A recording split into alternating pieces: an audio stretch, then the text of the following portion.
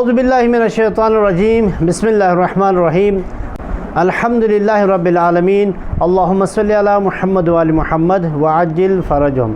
ناظرین، ہمارا موضوع خمس ہے۔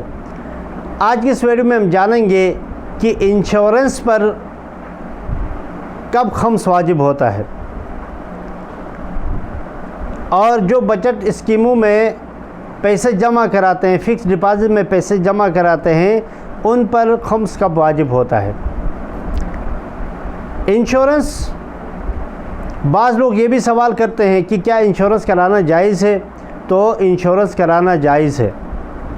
اب انشورنس پہ ملنے والی رقم پر خمس کے حوالے سے کہ مثال کے طور پر جو رقم جمع کرائی جاتی ہے سالانہ قسطوں کے طور پر، جب وہ رقم ملے تو اس پر فوراً خمس واجب ہے، اس لیے کہ اس کا کئی سال مدت گزر چکا ہوتا ہے، کئی سال گزر چکے ہوتے ہیں، تو وہ ایک بچت کی حیثیت رکھتی ہے۔ ہاں، اس کے اوپر جو کچھ مل جاتا ہے، نفع مل جاتا ہے، تو اس پر کہ اگر سال کے آخر تک اس کے اخراجات سے جو بچ جائے اس پر خمس ہوگا، یا خمس کی تاریخ تک جو کچھ بچ جائے اس پر خمس واجب ہوگا۔ اسی طریقے سے بچت کے اسکیموں میں بھی یہ ہے کہ اگر کوئی فکس ڈپازٹ کرے، اگر وہ سال میں یعنی فکس ڈپازٹ کیا ہوا ہے، رقم فکس میں رکھا ہوا ہے بچت کے اسکیموں میں، تو اگر وہ سال کے دوران جب چاہے اپنی رقم نکال سکتا ہے، تو اس رقم پر خمس کی تاریخ آنے کے بعد خمس میں وہ رقم بھی شمار ہوگی اور اس کا بھی خمس نکلے گا۔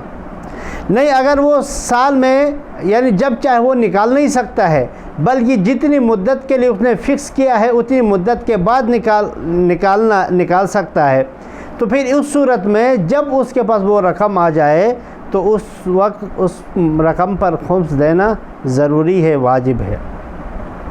ناظرین، اس موضوع کے متعلق اگر کسی کے ذہن میں کوئی سوال ہے تو سوال کر سکتے ہیں، انشاءاللہ اس کا جواب دیا جائے گا۔ ہماری ویڈیو کو لائک کریں، شیئر کریں اور ہمارے چینل کو سبسکرائب کریں۔ والسلام علیکم ورحمۃ اللہ وبرکاتہ۔